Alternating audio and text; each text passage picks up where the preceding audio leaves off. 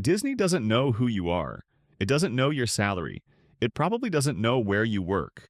Yet months before you even open its website, Disney can often predict, with surprising accuracy, when you'll buy a ticket, how much you'll spend, and how crowded the park will be the day you arrive. That's not magic. It's the result of one decision system that quietly generates billions of dollars for Disney. And the surprising part? Disney isn't the only company using it. Once you learn to recognize it, you'll start seeing the same system everywhere. From airlines and hotels to concerts, sporting events, and even the way you manage your own money. Most people think buying a Disney ticket is simple. You pick a date, you check the price, you book. It feels like your decision. But what if that decision was shaped months before you ever open the app? Imagine Disney expects 45,000 guests on a given day. Raise the average ticket price by just $12, and that's over $500,000 in additional revenue, without adding a single new ride. Now imagine making that decision hundreds of times every year. The difference isn't millions, it's hundreds of millions. Price too high, people stay home. Price too low, Disney leaves money on the table. So how do you consistently find that number? For every day, every season, every holiday. Not with better marketing, with better forecasting. I've spent more than a decade working inside FP&A and business planning teams, building forecasting models that help companies decide what to charge, how many people to staff, and what demand will look like before customers even arrive. Different industries, same decision. This isn't a story about Disney being clever.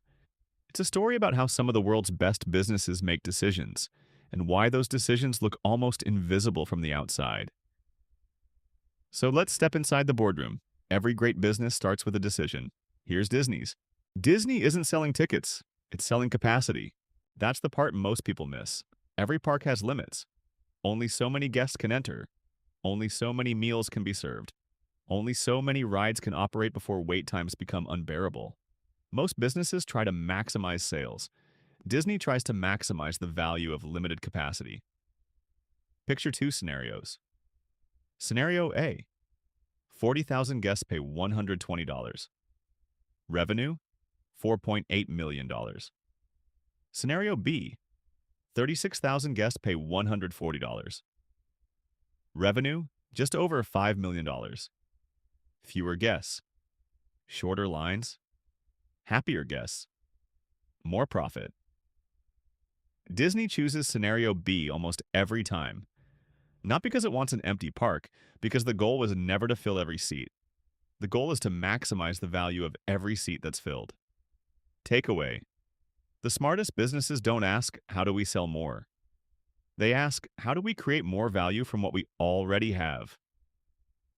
Here's something strange. Sometimes Disney actually wants fewer visitors. That sounds insane. Until you see what that buys them. The model doesn't predict you. It predicts patterns. Disney doesn't need a crystal ball. It has decades of historical data. School holidays, weather, hotel bookings, flight schedules, local events, past attendance, year after year. These aren't random variables, they're patterns. If Christmas week has been one of the busiest weeks for 30 years straight, Disney doesn't need to guess this year's demand. It already knows. So prices rise. If a random Tuesday in late February has been quiet for years, prices fall. This is demand-based pricing. Airlines do it. Hotels do it. Rideshare apps do it. Disney simply does it at a scale most companies can't match. The goal isn't to charge everyone the highest possible price. It's to spread demand across the calendar. Some guests shift to cheaper days. Others happily pay a premium for the exact day they want. Either way, the same rides serve demand more efficiently. Takeaway forecasting isn't about predicting you. It's about understanding predictable human behavior at scale. And you're part of that scale whether you realize it or not. Think about the last flight you booked. Did everyone on that plane pay the same price? Almost certainly not. Disney is solving the exact same equation. The ticket is just the entry point. Here's where most people underestimate Disney. The ticket isn't the product, it's the door. Once you're inside, Disney is forecasting something much bigger than attendance. It's forecasting spending. Food, merchandise, hotel nights, lightning lane. Even what time of day you're most likely to make a purchase. A family staying 3 nights at a Disney hotel can generate several times the revenue of someone visiting for a single day. That difference matters, because forecasting attendance alone isn't enough. Disney also needs to forecast guest value, and that number quietly influences staffing levels. Restaurant capacity, inventory, maintenance, entertainment schedules. One forecast, a dozen downstream decisions. One forecast, 7 connected decisions, hundreds of millions of dollars. That's what great forecasting really buys. Takeaway: great businesses don't optimize one transaction. They optimize the entire journey that transaction sits inside. So if the model is this thorough, why does Disney still get it wrong sometimes? Predictability is the real product. Disney's biggest competitive advantage might not be its characters, its rides, or even its intellectual property. It might be predictability. Imagine saving for months to take your family to Disney. You finally arrive. Every ride has a 2-hour queue. Restaurants are full. Staff are overwhelmed. You leave thinking Disney simply had a bad day. From Disney's perspective, that wasn't just a bad day. It was a forecasting failure. Predictable demand reduces waste. Predictable staffing lowers cost. Predictable inventory means fewer shortages. Predictable operations create a better guest experience.